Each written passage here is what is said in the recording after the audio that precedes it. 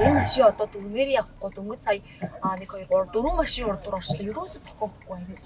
Харин тийм манайхаа одоо ерөөсөө дүрмээрээ явахгүй. Тий. Одоо яг та тэгэл манайх ч нөгөө энтэг шиг л одоо дасан зогсож явна гэдэг л тийм л нөхцөл байдал байна шүү дээ. Харин тийм нэг машины өмнө орох, нэг машины дараа явах ялгаа юу байх вэ? Урдуур дайрчих юм. Тий, дайрхаасаа гадна эд дохиогоогод явахгүй болохоор тэгээ нөгөө мөргөж хүргэх, за буруу зүрх эргэх гэл бөө асуудал уушдаг. Энээс ч бол данд осол аваарууд галчих байхгүй юу? Тий. Хариуцлагагүй жолоочоос болоод өчнөө 100 хүн асуулж байна.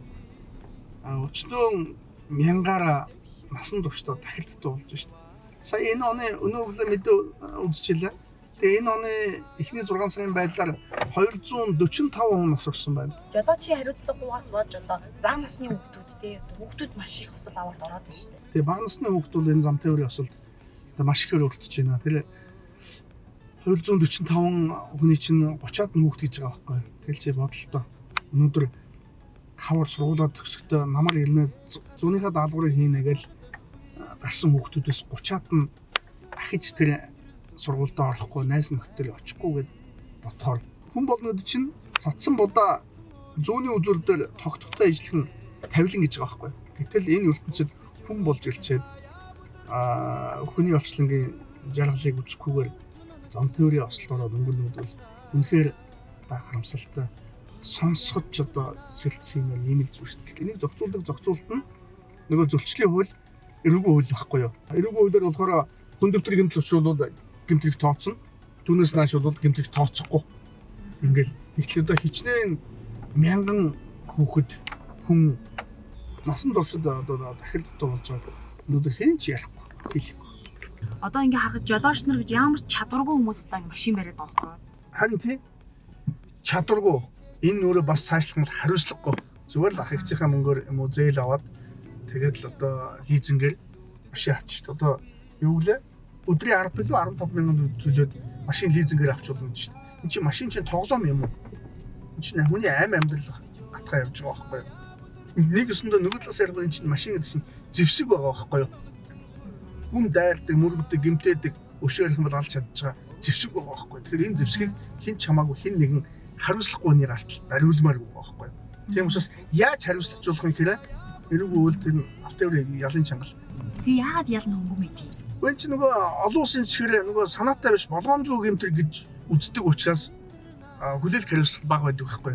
Тэгээд манайд болохоор нөгөө хариуцлагагүй улсууд чинь машин бариад тэгээд хүн бэлтэж гэмтэйгээд байгаа байхгүй. Эсвэл тийм учраас хариуцлагыг чангатмал уу. Намаа ингээл хэлэхэд тэгээд бүх зүйлийг эрүүжүүлэх гээд байна, бүх зүйлийг хариуцлагажуулах гээд байна. Үгүй байхгүй юу? Үгүй та одоо хэдэн жил машин барьж байна? Одоо 30 жил шүү дээ. 93 оны жолооч шүү дээ. Анх 10 дугаар анги төгсөл манай аав машин авч өгч илээ. Үгүй алтан медальтай 10 дугаар анги төслөө гээл.